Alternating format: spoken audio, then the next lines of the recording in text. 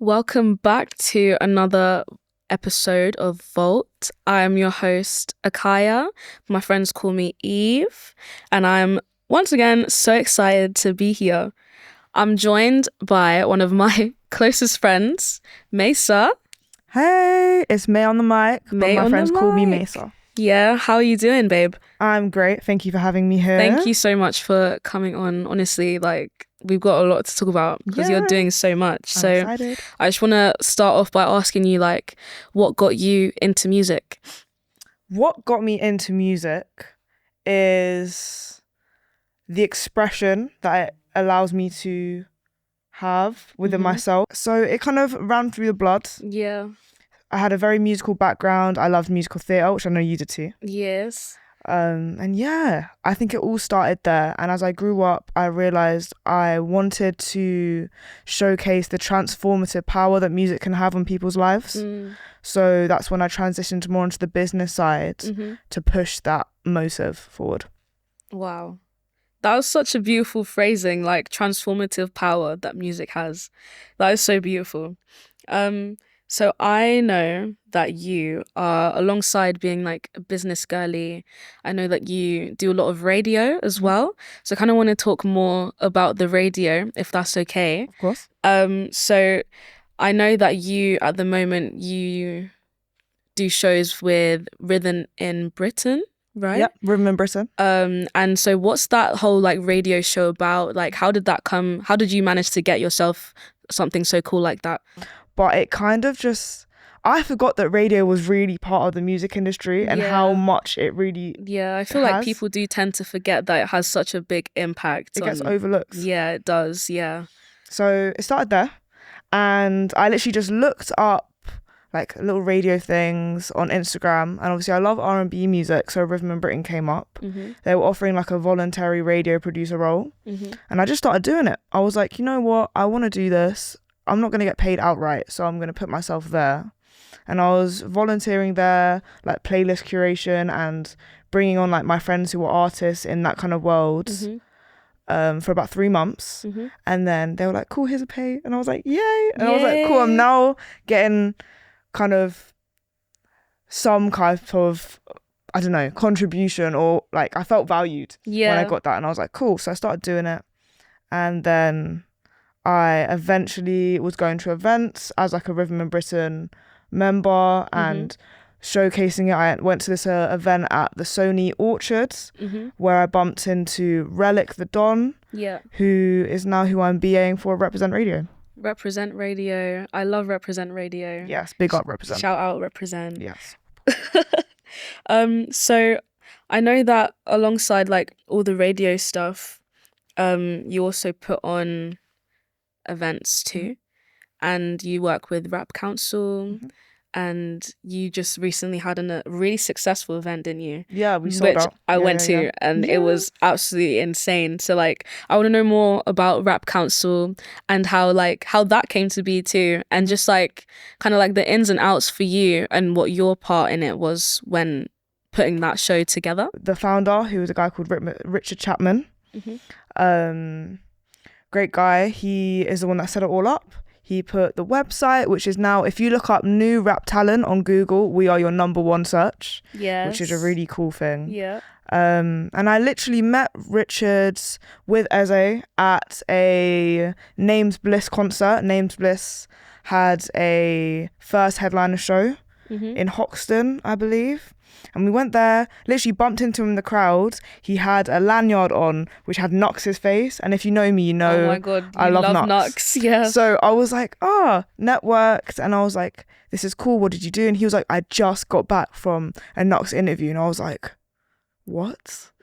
I was like, we have to work. Yeah. And then he was like, yeah, cool, I'm putting on this event. Eze ended up being one of the artists and like the I don't know, the captain of the rappers. Yeah. And then I took on event host, and since then we've done 2 events. They both sold out. You've been at both of them. I have been. Yeah, it's been a roller coaster. As a host, like, how do you, I can't like, being a host, it sounds so nerve-wracking when it comes to like at an event, like talking in front of people. girl, like I can sing in front of people, but it's mostly because like I've got people backing me. Like I'll have a band or whatever. But having the confidence to do that by yourself, like how do you think, like how do you prepare yourself before you go on stage, and like how do you keep yourself at bay when you're hosting these events? I love yoga. You know me. Yeah. So I'll be honest, like before I go on stage, I'm going to go run off to the toilet and I'm going to sit there Hit for some about yoga 15 poses. minutes. Yeah. And not hit some yoga. Like, I'm not going to start Go doing to the bathroom and do tree. Yeah, do you know what I mean? That Imagine. is, no. But I'm definitely going to do some mindfulness and some breath work. Like, I'm not going to go... It's not Can you take me through some breathing right now? Yeah. Go on. Okay. Legs crossed. Hmm? All right. Yeah. And just, okay. So breathe in through your nose for 5. Hold for 5. Breathe out through your mouth. Twice more.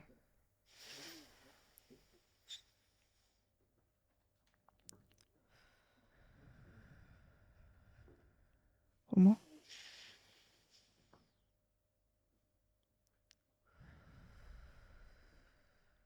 Yeah.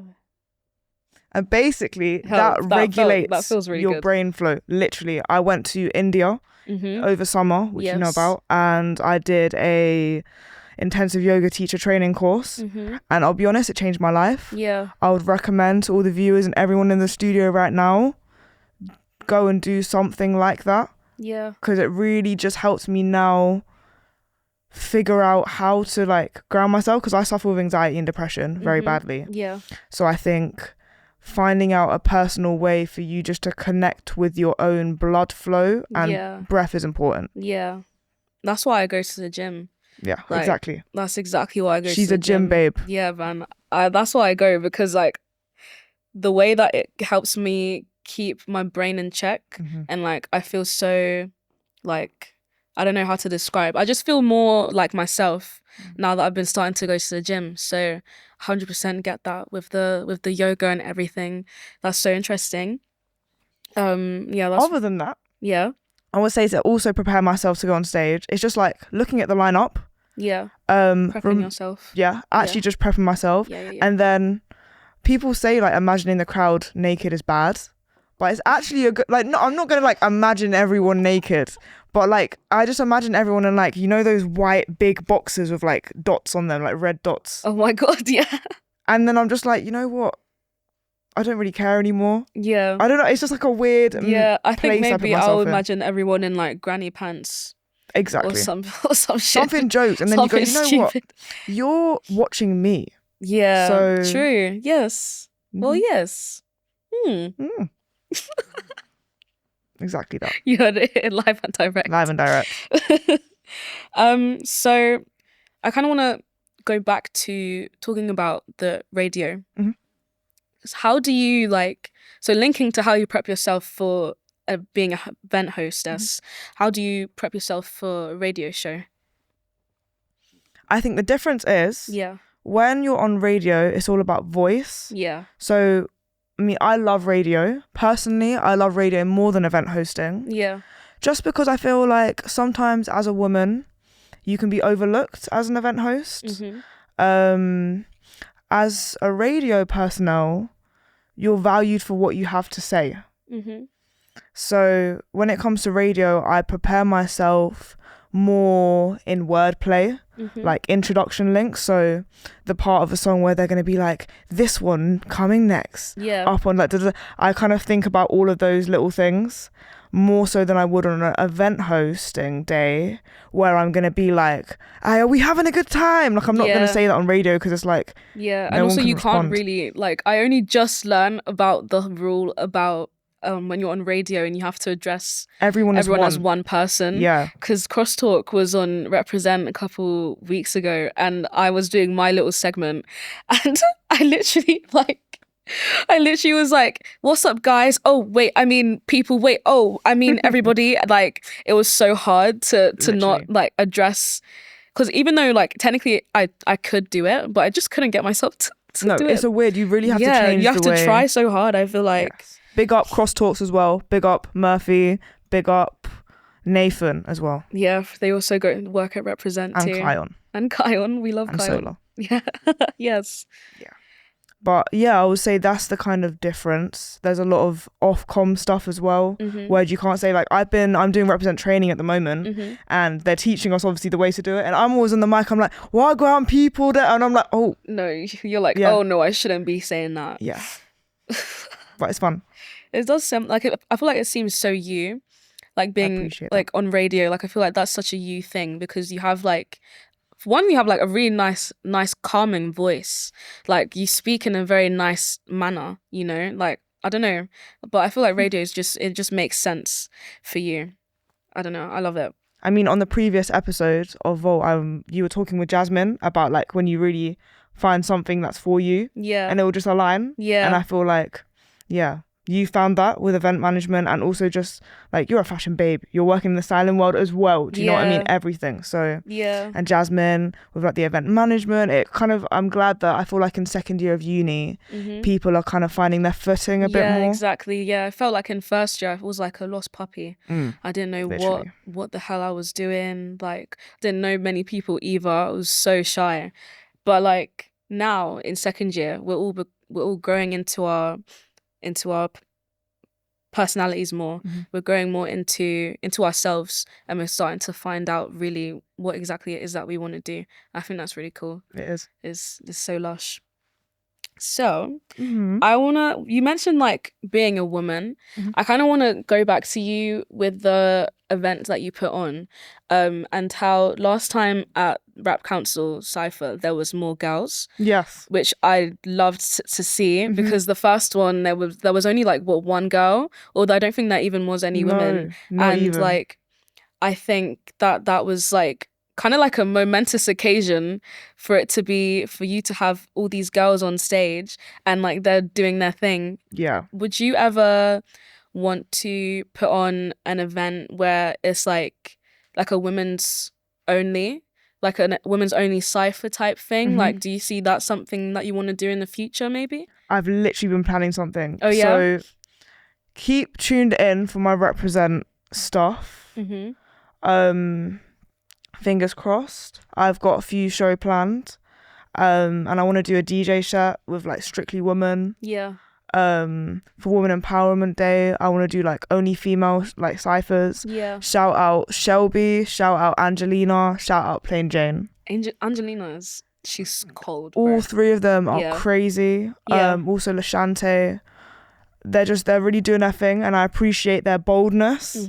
In the scene, which is very male dominated. So like I loved having on the second time just females, and I just loved it because the first time round we were reaching out to females, but I think they were a little bit like intimidated or feeling a little bit like maybe overshadowed, which is completely understandable because as the female host I felt that way too. Male dominated space, like yes. Yeah. There's work to be done.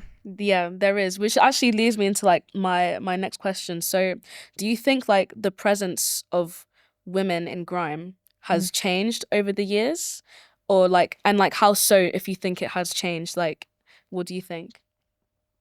Gotta be so careful with my words here. Okay. Because I know my pupils are gonna watch this.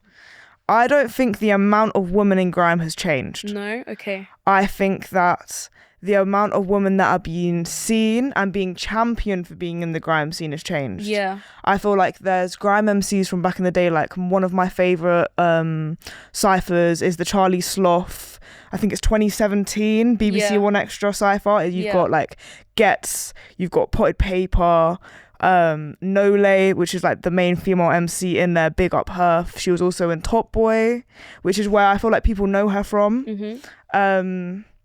That cypher kind of is cool for me because that's like one of the first ones where you've got a female like Nole really shelling it down, and she did better than half the man them on there. Like obviously my respect goes out to these big artists, but I feel like there hasn't been a space for it before. Yeah. Whereas now it's like Mode London, Mode Radio, they have female only sets. Yeah, that's the Orange really cool. Room. Yeah. So I feel like it's slowly coming to a point where people are allowing females to be there. Okay, so what do you think that the industry can do better to give women even more of a, like, what do you think that they can just do to improve, and like, especially like specifically like for women in grime, because obviously you're a woman who works in grime, and there isn't a lot, like you've just said. And so what do you think the industry can do better from that aspect?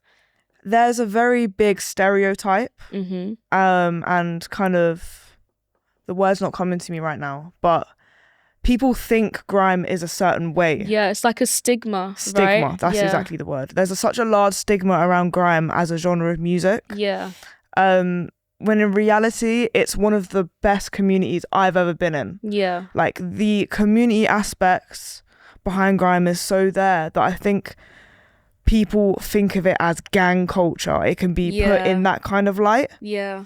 Really, it's a group of people who are all passionate about their stories, and it comes out like there's cadence, there's just so many aspects to grime, you know, and I feel like it just gets overlooked by the industry. So I feel like the ways that the industry could maybe help change that would be by spotlighting specific artists instead of the ones who are like suspects, who are like criminals. I feel like there's so many grime MCs who are genuinely good Samaritans, and are trying to do good, like Rough Squad, like big up Rough Squad Arts Foundation. I was at their recent premiere for Flea FM 2. Check it out, it came out Sunday evening.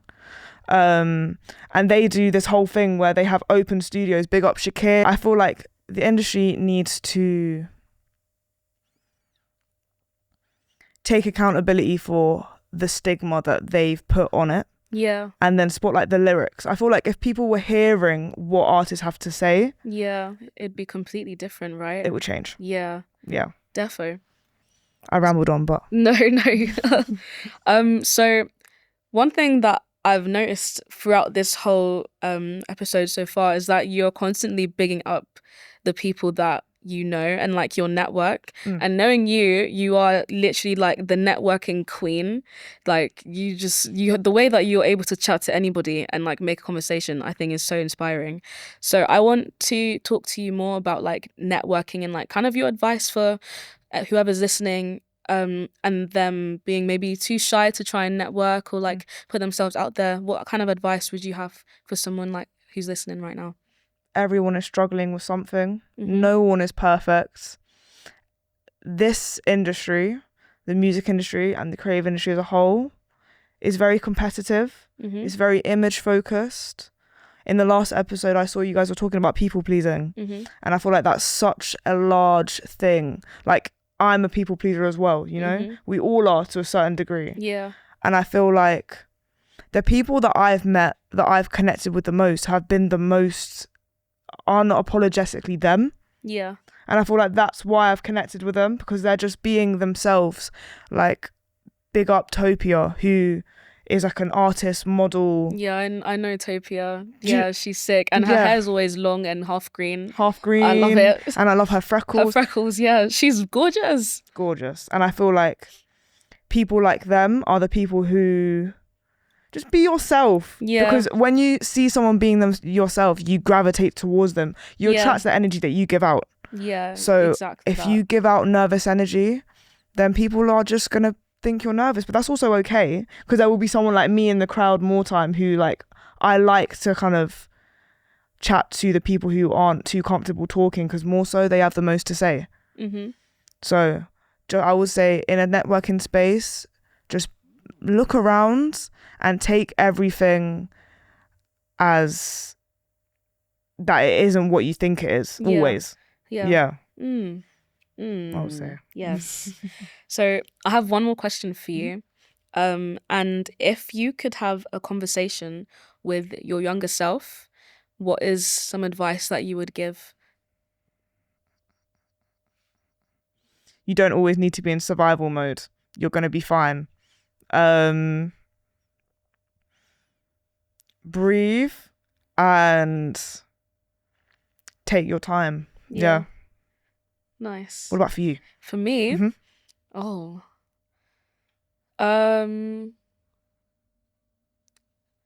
I'd say maybe like to to not hold back and to stop relying on other people and to be more confident in myself. Definitely, I would say to my younger self.